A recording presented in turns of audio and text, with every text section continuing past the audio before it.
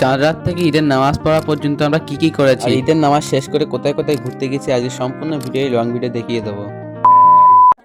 তো hello everyone, welcome to my YouTube channel. চাঁদ রাতে আগের দিনে চলে গেছিলাম ভাঙড়ে, কারণ চাঁদ রাতের উদ্দেশ্যে অনেক কিছু কিনতে হবে। তারপরে সবকিছু কেনার পর চলে আসলাম বেটিদের বাড়িতে। এখানে এসে দেখি হবুদা ভাই আবার ঘর সাজাচ্ছে। যেহেতু স্কুটিটা বেটিতে বাড়ি ছিল তাই সেটা নিয়ে চলে গেলাম। ওইদিকে আবার সুরাজের মাথা ঘুরছিল, তো তাই তার কাছ থেকে বাইকটা নিয়ে আমি চালিয়ে চলে আসলাম বাড়িতে। আর এবারে চাঁদ রাতটা শুধু আমাদের বাড়িতে সাজানো হবে না, পুরো রাস্তাটাই সাজানো হবে। আর প্রথমে কাজটা চালু করেছিলাম গেট দিয়ে, তারপরে ভাঙতে যে জড়িগুলো নিয়েছিলাম সেগুলো সীমানা পর্যন্ত সকলে মিলে বেঁধে নিলাম। যেহেতু আজকে শুক্রবার ছিল তাই অল্প কিছু কাজ করে চলে গেছিলাম নামাজ পড়তে। মসজিদে নামাজ পড়ার পরে দোকানে চলে গেছিলাম কিছু দরকার ছিল বলে। এখানে আসতে না আসতেই প্রচুর জোরে বৃষ্টিপাত শুরু হয়ে গেছিল। আর শুধু বৃষ্টিপাত বললেই হবে না, ভয়ঙ্কর শিলাবৃষ্টিও শুরু হয়ে গেছিল। সেই শিলাগুলো হাতে নিয়ে দেখছিলাম কতক্ষণ রাখতে পারি, কিন্তু 2 সেকেন্ডও রাখতে পারিনি আমি। তোমরা এই শিলা বা বরফকে হাতে নিয়ে কতক্ষণ রাখতে পারবে কমেন্ট বক্সে বলে যেও। দোকান থেকে বাড়ি আসার পরে দেখলাম শিলাবৃষ্টির কারণে প্রচুর কুয়াশা হয়েছে।